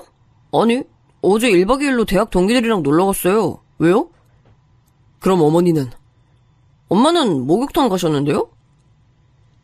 저는 그럼 어머니 오시거든 은하를 맡겨두고 잠깐만 보자고 했죠. 대충 지금 출발하면 그 시간쯤 근처에 도착할 것 같다고 하면서 말이에요. 저는 절대 그 누구에게도 우리를 만난다는 말을 해서는 안 된다고 했어요. 처남은 의아해하면서도 알겠다고 말했죠. 전화를 하는 동안에 아내는 펑펑 눈물을 쏟으며 CCTV 속 어머니의 얼굴을 쓰다듬었어요. 그녀는 왜 어머니가 아무 대꾸도 못하시고 이렇게 당하고 계시는지 이해할 수가 없다고 했어요. 그런 점은 저 역시 같은 생각이었죠. 저는 처남을 만나는 동안 집에 가서 어머니의 짐을 싸두라고 일렀어요. 아내는 제게 미안하다고 하더군요. 미안하다니 무슨 소리야. 당연히 우리가 모셔와야지. 그 악마 같은 여자가 쫓겨나기 전까진 우리가 모실 거야. 저는 혹시 모르니 은하의 짐도 챙겨두라고 말했어요. 아내는 고개를 끄덕이며 다시금 엉엉 소리내서 울기 시작했죠. 준이는 갑자기 울고 있는 엄마를 보고는 어리둥절한 얼굴로 절 바라봤어요. 저는 준이에게 엄마를 안아주라고 하고는 급히 올라갈 준비를 했죠. 차 안에서 저도 아내도 한마디 말을 할 수가 없었어요. 평소엔 동요로 크게 틀어두고 준이와 노래를 부르던 아내는 고개를 떨어뜨리고 아직도 눈물을 흘리고 있었어요. 절대 어머니 앞에서 그런 모습 보이면 안 되는 거 알지? 어머니 속상해 하실 거야. 우리가 이 사실을 알게 됐다는 사실만으로도 어머니 힘드실 텐데 그렇게 울면 어떡해. 내가 그년 절대 용서 안 해. 절대. 어떻게 엄마한테. 저는 울컥하는 아내의 손을 잡아주며 빨리 어머니를 모시고 오자는 말만 했어요. 아내를 집 앞에 내려주고 저는 처남을 만나러 갔습니다. 처남은 집 두고 왜 밖에서 보자고 하는지 모르겠다고 툴툴거리더군요. 저는 집에서는 할 수 없는 이야기였다고 하면서 CCTV의 영상을 보여줬습니다. 잠시 동안 영상을 뚫어져라 쳐다보던 처남은 언제 찍은 것이냐고 묻더군요. 최근이야. 저번에 어머니를 뵙는데 쫄리는 게 있어서. 이런 일이 있으면 저한테 먼저 얘기를 해주셔야죠. 뭘? 어머니가 이상하다는 얘기를 했어야 한다는 거야? 아니면 CCTV를 설치한다는 얘기를 했어야 하는 거야? 당연히 둘 다죠. 엄마도 왜 이런 일이 있는데 말도 못하고. 이게 지금. 같이 살면서 어머니가 이상하다는 것도 눈치를 못 챘다는 게 난 이해가 안 돼서 따로 보자고 하는 거야. 네? 매용, 지금 저 의심해요? 처남은 벌떡 자리에서 일어났어요. 의자가 뒤로 넘어가면서 우당탕 소리가 울렸죠. 카페에 사람들이 힐끔거리면서 우리 쪽을 바라보더군요. 저는 당연한 거 아니냐고 말했어요. CCTV 화면을 볼 때부터 이 일을 처남이 모르고 있었을까 계속 의문이 들었거든요. 차마 아내에게는 말하지 못했지만 아무리 생각해도 처남이 모르는 일이라는 것이 앞뒤가 맞지 않더라고요. 처남은 제 멱살을 잡고는 지금 뭐라고 했냐고 따져 물었죠. 내가 지금 우리 엄마가 저런 대접을 받을 때까지 알면서도 가만히 있었다고? 내가? 어떻게 매형이 날 의심할 수가 있어? 이거 놓고 얘기해. 누구는 그런 생각하고 싶은 줄 알아? 몰랐다는 말이 더 이상한 상황 아니야? 할 말을 잃은 처남은 손에서 힘을 빼고는 바닥에 주저앉았어요. 망연자실한 사람처럼 축 늘어져 있는데 정말 처남은 모르고 있었던 것은 아닌가 싶은 생각이 들었어요. 그래서 어떻게 된 일인지 좀 알아야겠어. 처남도 모르는 것 같으니까 우선 어머니는 우리가 모시고 갈게. 영상도 보내줄 테니까 처남댁이랑 얘기해봐. 우리까지 나서게 하지 말고. 진짜 왜 이런 일이... 처남은 두 손에 얼굴을 파묻고는 한참을 그렇게 있었어요. 그때 전화가 들어왔어요. 아내였죠. 아내는 지금 당장 집으로 오라고 다급하게 말했어요. 저는 깜짝 놀라 처남에게 급히 집으로 가자고 말했죠. 다행히 멀리까지 나온 것이 아니라 금방 집으로 들어갔어요. 집에는 언제 왔는지 처남댁이 와 있더군요. 처남은 다짜고짜 처남댁에게 다가가서는 그녀의 양팔을 붙들고 소리를 질렀어요. 너 왜 우리 엄마한테 왜 그랬어? 갑자기 왜 그러는데? 당신도 형님도 이게 다 무슨 일이야? 처남댁은 갑자기 벌어진 일에 당황하면서 오히려 다들 왜 몰려와서 이러냐고 물었어요.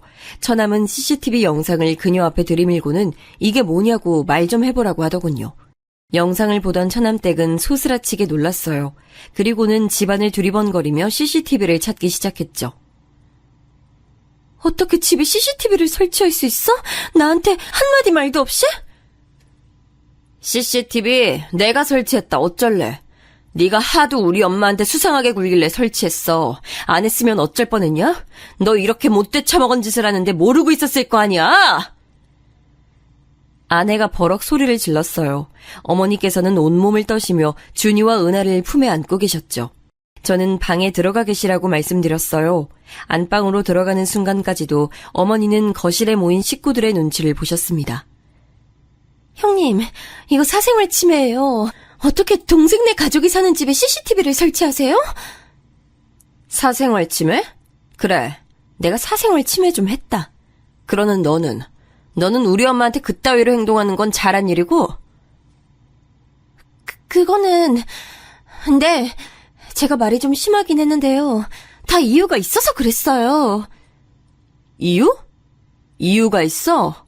어떻게 이유가 있을 수 있어? 형님은 그동안 따로 사셔서 잘 모르시겠지만 어머니 정신이 좀 이상하시다고요. 그래서 이렇게 강하게 말씀드리지 않으면 기억을 못하고 자꾸만 위험하게 실수를 하신다고요. 처남댁의 입에서 나온 소리에 저도 처남도 아내도 입만 떡 벌리고 서서 그녀를 바라보고 있었어요. 아니, 나사가 풀린 것도 아니고 자꾸만 같은 실수를 반복하시는데 그럼 어떡해요? 그냥 그렇게 둬요? 너 우리 엄마한테 뭐라고 했냐? 야, 정신이 이상해? 그래서 병원은 모시고 갔어? 병원에서 그렇게 말씀하셔? 아니지? 내가 너 집에 일찍 들어오는 꼴을 못 봤는데 그랬을 리가 없지. 행동하는 거 보면 딱 알지. 그런 걸 뭐하러 병원까지 가? 더 이상 분노를 참지 못하던 아내가 순식간에 처남댁에게 달려들어 머리채를 휘어잡았어요. 처남댁은 소리를 지르며 팔을 휘둘렀지만 아내에게는 닿지도 못했죠. 이게 좋게 말을 하니까 입 밖으로 나오면 다 말이야? 어디서 입으로 똥을 쳐싸고 있어? 아내는 머리채를 잡은 손에 힘을 주고는 다시 한번 말해보라고 윽박질렀어요. 처남은 바닥에 주저앉아서 다 자신의 탓이라고 눈물을 흘리기 시작했죠. 저는 적당한 선에서 아내를 말리기 위해 타이밍을 보고 있었습니다. 그때 어머니께서 방에서 나오시며 소리를 지르셨어요. 이게 다들 무슨 일이야? 그만두지 못해? 아내는 피곤해 보이는 어머니의 얼굴을 보고는 마지못해 잡고 있던 머리채를 놓아줬어요. 산발이 된 머리를 급하게 정리한 처남댁의 얼굴엔 피가 몰려 불다 못해 곧 터질 지경이었죠. 어머니는 큰 결심을 하신 듯 망설이다 말씀하셨어요. 내가 실수를 좀 했다. 친구 보증을 잘못 써주는 바람에 급하게 돈이 필요했어. 안 그랬다가는 이 집을 날리게 생겨서 그래서 돈을 빌렸는데 그걸 갚을 방법이 마땅치가 않았어. 그래서 이서방한테는 미안하지만 이서방이 사다 준 물건들을 내다 팔았는데 그걸 며느리한테 들켰어. 어머니의 고백에 놀란 저는 왜 말씀을 안 하셨냐고 물었어요.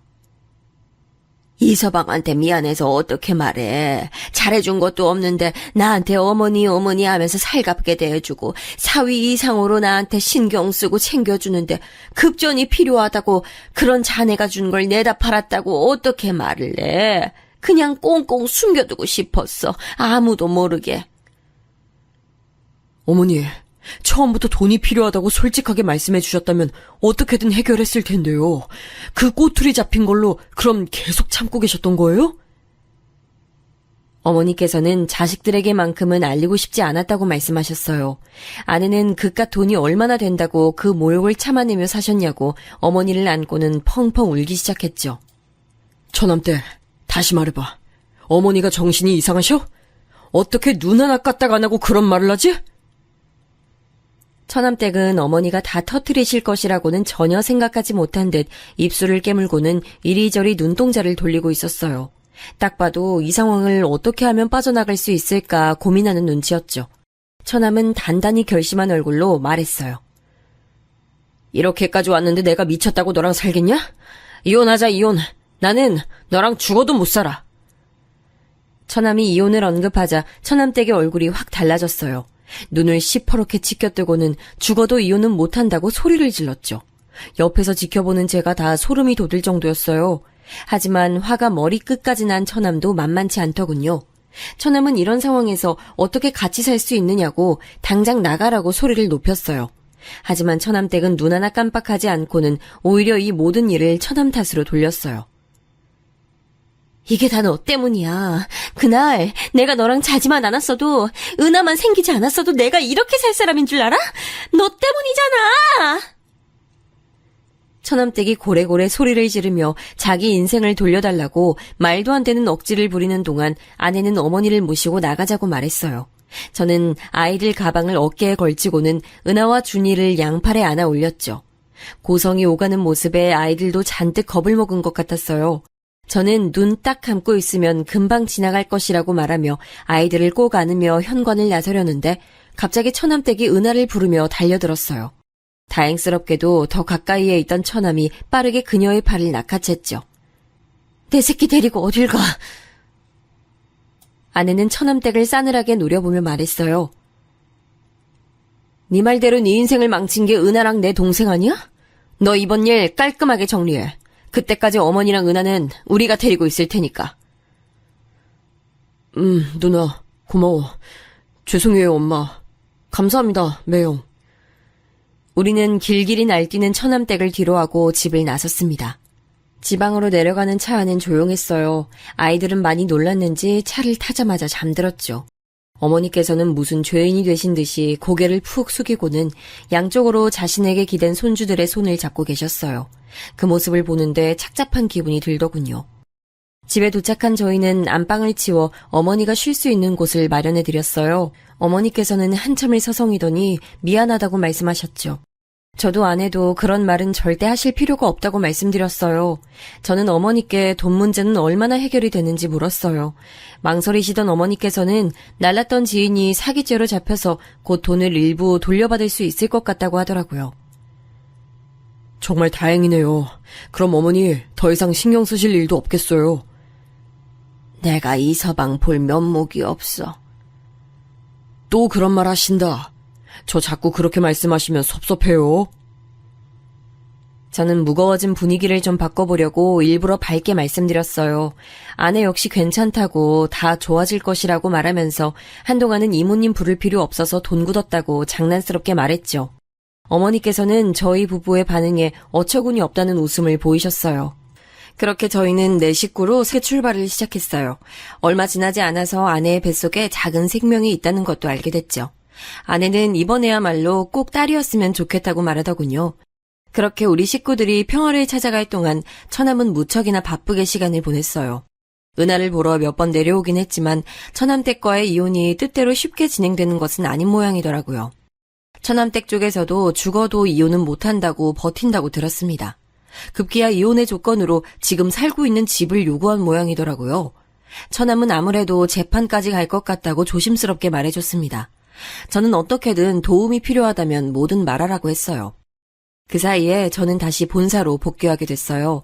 예전에 살던 집으로 다시 돌아갈까도 생각했지만 아직 마무리되지 않은 시점에서 처남댁과 오고 가며 부딪히는 일은 만들고 싶지 않아 다른 동네에 집을 알아보았답니다. 전세로 주던 집은 팔아버렸죠. 다시 올라간다는 말에 어머님께서는 많이 불안해하셨지만 이내 다른 동네라는 사실에 안도하시는 눈치였어요. 말씀은 안 하셨지만 처남댁과의 일이 마음의 상처로 남은 것 같았습니다. 저희 부부는 더 이상은 어머니께서 마음 다치는 일 없이 오랫동안 우리와 함께하기를 바라면서 처남의 이혼이 빨리 해결되길 바랐어요. 그렇게 몇 달이 더 지나고 아내는 소원처럼 어여쁜 딸을 출산했어요. 어머니께서는 새로 태어난 생명에 무척이나 기뻐하셨죠. 이 아기가 복덩이인지 때마침 처남의 이혼 소송도 승소로 판결이 났어요. 양육권도 친권도 모두 처남이 가지는 것으로 얘기가 된 것은 물론 접근 금지 처분도 받아냈죠. 앞으로 은하 앞에도 어머니 앞에도 절대 나타나지 못하도록 말이에요. 그리고 추가로 어머니께 저지른 행동에 대한 위자료도 청구한다고 하더군요. 처남은 시간이 아무리 많이 걸려도 끝까지 가볼 예정이라고 눈에 불을 켜며 말했어요. 한참은 더 지나고서야 알게 됐는데 처남댁은 이혼 이후 연구소에도 소문이 나는 바람에 따돌림을 당하다가 결국에는 그만두고 해외로 나갔다고 하더라고요. 처음엔 그렇게 은하를 만나고 싶어 하더니만 그것도 이혼 판결이 나고 나서는 전혀 찾질 않았어요. 심지어 법정에서 무슨 일이 있어도 아이는 자신이 키우겠다고 말했다고 하는데 어떻게 한 번도 연락이 없을 수 있는지 의문이 들었죠. 물론 저희가 접근 금지를 신청하긴 했지만 그렇다고 전화도 없을 줄은 몰랐거든요. 아내는 양육권은 줄 수 없다고 난리까지 피웠던 것도 자신이 유리하기 위한 장치가 아니었겠냐고 하더군요. 처남댁이 어디서 어떻게 지내는지 조금도 궁금하지 않지만 제발 인간답게 사람답게 살았으면 좋겠다는 생각이 드네요.